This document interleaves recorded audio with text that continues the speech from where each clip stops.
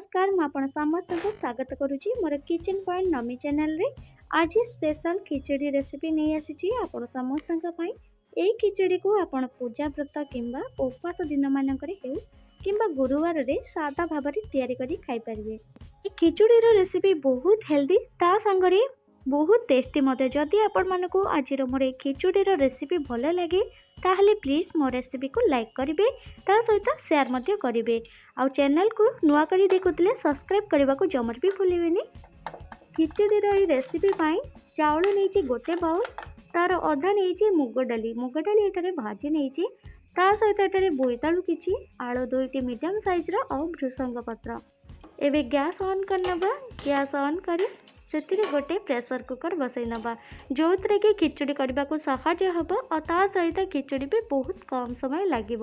Pressure cooker टिके गरम हो गले से रिफाइन तेल पकईदब 7 ରୁ 8 चामच भली कितु ये आम साधारे हो रिफाइन तेल ऐड कर जीरा सहित सुखिला लंका और तेजपत्र पकईबा। एबे को भल भाव टिके ब्राउन कलर होगापी छाड़ीदबा किसी समय। ये बढ़िया भाव फुटी आसला लंका भी बहुत बढ़िया भाव में ब्राउन कलर हो आसला से पकईदबा कंचा लंका ता सहित कड़ी पत्र।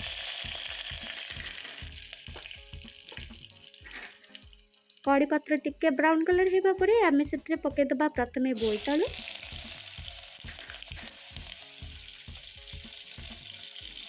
पकई 5 सेकेंड पर जे आम आलू पकईबा संगे संगे पकईबानी। आलू पकई सारा पर लुण टेस्ट अनुसार पकई नबा। लुण एठारे मु 1 चामच ऐड करछि ता सहित ए हल्दी पाउडर 1 चामच पकईनी। एबे ताकू भल भाव गोलई नबा।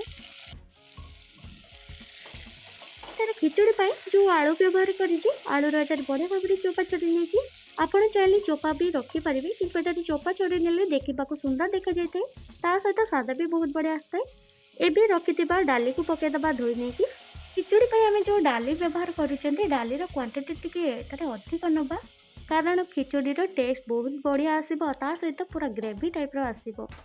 ये डाली पकई टिके एपट सेपट कर सारा पर रखि चाउल को पकई नबा धोईकी। खिचड़ी पाई जो चाउल ऐड करी बहुत छोट छोट आप देखिपे यहाँ हूँ खीरी चाउल कहीं खीरी चाउल बहुत अलरेडी बास्ना होता है से खिचड़ी पाई से चाउल को चूज कली कारण बास्ना हवा सहित देखा भी लुक बहुत बढ़िया आसो और छोट छोट दाना जेहेतु बहुत भल लगे से छोट चाउल नहीं डाली पकई सारा पर आम जो बाउल चाउल नहीं से बाउल गोटे बाउल आम पानी देदेबा। पानी दे सारा पर भल भाव गोलई नबा। गोलैकी गोटे सीटी मारदेबा। आज जो खिचड़ी आपण सहित शेयर करी खिचड़ी रेसिपी आज बहुत कम समय नहीं मोर 10 ରୁ 15 मिनिट भितर खिचड़ी एठारे रेडी हो सारी से आपण यही प्रोसेस रे थरे खिचड़ी करंतु देखिए बहुत कम समय लगे खिचड़ी तैयारी होगा। ये देखो फाइनाली खिचड़ी रेडी होगा केते ग्रेवी होती देखो ता सहित चाउल गुड़िक बढ़िया भाव में फिटी जाइए सहित डाली भी बहुत बढ़िया फिटी जाइए। एबे हल्का करके जीरा को टिके भाजीदबा ब्राउन कलर जाए। ब्राउन कलर होगा पर जीरा को मध्य पाउडर करनबा। खिचड़ी आहुरी दमदार टेस्ट आने घर तैयारी जीरा पाउडर सहित लंका पाउडर पकईबा गोटे गोटे चामच करी देखिपे खिचड़ी केते सुंदर भाव में रेडी ता सहित ए जीरा पाउडर पकईदबा 1 ରୁ 2 चामच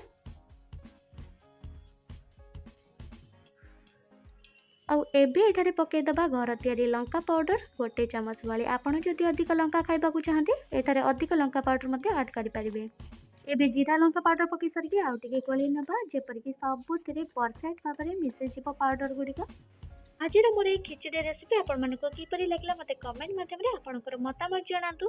चैनल को नुआ करी आसीतिले किबा वीडियो को नुआ करी देखुतिले चैनल को सब्सक्राइब करबा सहित बेल आइकन को क्लिक करंतु जेपरिक प्रत्येक दिन आपनक पई एई भली भाबरे नुआ नुआ रेसिपी और इजीली टेस्टी रेसिपी नै आसीबी। वीडियो को शेष देखिथिबारु आपन समस्त को बहुत बहुत धन्यवाद। पुणी देखाबा आ किछि नुआ रेसिपी सहित।